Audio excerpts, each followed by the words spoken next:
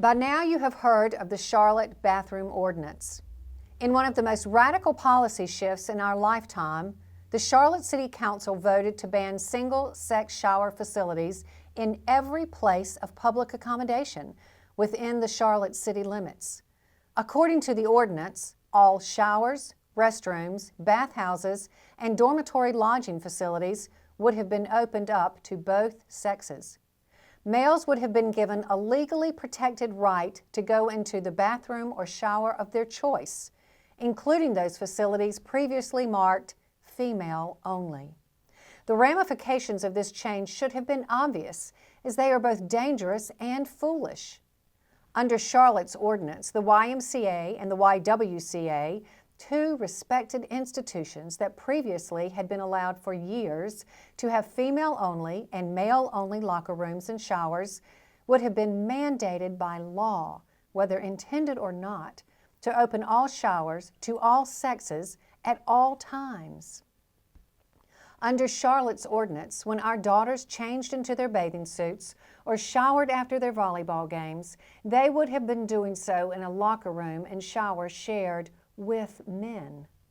The violation of privacy and the opportunity for exploitation and physical danger the ordinance created for our women and children should have been self-evident, but apparently it was not to the Charlotte City Council.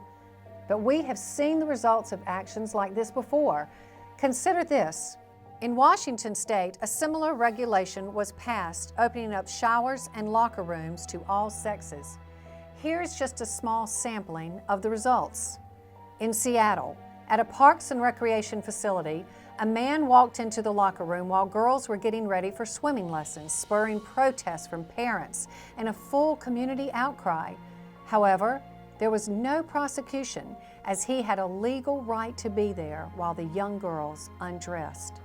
In Olympia, on the campus of Evergreen College, which is shared by Capitol High School Swim Club and a children's swim academy, a 45-year-old man entered a sauna with young girls present and stripped naked in plain view of the girls, exposing his male genitalia to a 17-year-old girl.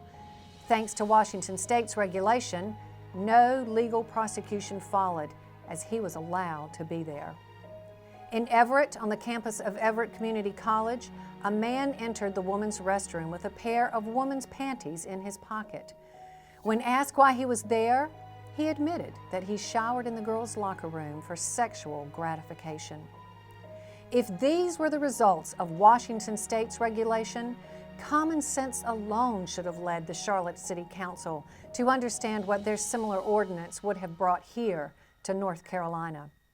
It is important to note, at no point in this video have we singled out transgender people, the people for whom the Charlotte City Council were trying to accommodate with their ordinance. Nor are we stating that transgender individuals are by nature sexual predators. However, the Charlotte Ordinance was so poorly written that non-transgender sexual predators would have used the legal protections created by the Bathroom Ordinance to their advantage, as they did in Washington State. With that in mind, please note that North Carolina has 21,054 known registered sex offenders. They are located in all 100 counties of the state. Under the ordinance, all 21,054 registered sex offenders would have been granted a legal right to go into shower facilities with members of the opposite sex within the city limits of Charlotte. They would have had free rein to prey on our women and children. Their presence in the shower of the opposite sex would not have been grounds for dismissal and prosecution. Rather, it would have been illegal to dismiss them and prosecute them, as the Charlotte Ordinance opened the door and granted them a right to be there. The man who led the fight to pass the Charlotte Bathroom Ordinance is himself a convicted sex offender, a fact conveniently and consistently omitted by the mainstream media in the coverage of this issue. If the primary responsibility of elected officials is the protection of its citizens, the Charlotte City Council failed miserably in passing such a radical ordinance.